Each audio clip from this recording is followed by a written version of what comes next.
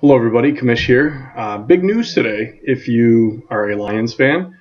91-year-old Martha Ford cleaned out house, and we no longer have a GM or a president, which is a good thing. And hopefully those firings continue all the way down to Caldwell, who they decided to keep. But the season's lost, so who cares who's coaching? As long as they get rid of him at the end of the year, I'll be happy. So blowing things up, starting over. So we're going to do something a little bit different. We're going to talk about curses. Starting off, we're going to talk about Lions. Are they cursed? They haven't won since 1957, and they are bad. 0-16 to Millen era. Now, 6 years ago, we were in the same boat. Like, oh, we fired everybody. Everything's going to be good now. And now we're going through it again. Are the Lions cursed? Going more into curses, we're going to take a look at fantasy football, and we're going to talk about some of the curses that I've seen. Now, I don't necessarily believe in curses, but some funny little points that I want to mention here. We're going to look at where we're at right now. And right now, we have 6 teams that are clear-cut playoff favorites. There's no ties to be broken in terms of what teams are in the playoffs and what teams are not. Right now, we have Abusement Park and War Nation at 7-1. They would be the one tied for the first seed, but unfortunately, one of them would be the fourth due to tiebreaker. The other 2 division leaders would be Van Roto, who's also tied with Monday Night Miracle, and Danish House Mafia. So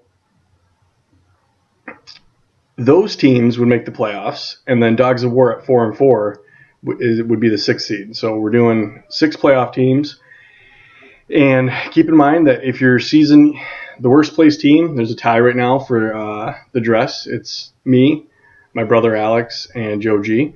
And we're 2 games out from that 6th playoff spot. So nobody's out of the running yet. Of course, we're closer to the dress than others, but that's something that we'll hash out as the year goes on. So let's talk about one of the first place teams. Abusement Park, 7-1. Now, I played fantasy football with Jamie Proctor for about 15 years, and he has never won a championship. And going back to the whole curse conversation, I would say maybe 2004, 2005, he started off really, really well. He was 6-0, I believe. And this was a league that we had a lot of people at the place we worked, AT&T, playing, and what he decided to do was he took a picture of his standings page with him at 6-0, and he put it in a picture frame, and he put it on his desk.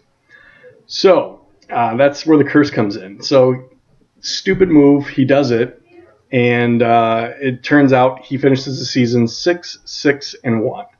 So not only did he not win another game that year, he's felt like a total ass in front of all of his coworkers and everybody in the league. And speaking of other curses, I'm going to drop down to one of the lower seeded teams, which is me. I had Jamal Charles, I don't know if it was in this league or another league 2 years ago or 3 years ago, and this was a couple weeks ago. But I had Niles Davis, like a good little fantasy boy, backing him up, number 1 running back. You have Niles Davis because he comes in and he's just as good. Well, I decided to change things up, and I dropped Niles Davis. The week that I dropped Niles Davis a couple years ago, Jamal Charles gets injured. This year I have Jamal Charles in our league, and I had Niles Davis, who didn't end up actually being the backup, but the point is, I dropped Niles Davis, what happens? Jamal Charles out for the year. Crazy, crazy stuff. The third potential curse, which is the team that wins the Super Bowl in the Where's Smiley Football League, doesn't seem to play very good the next year.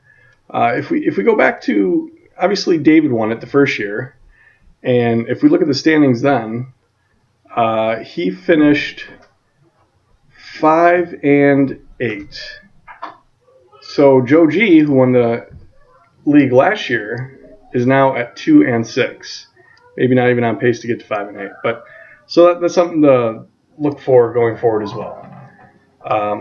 So what we're going to do here is just go over each team briefly and kind of where we're at.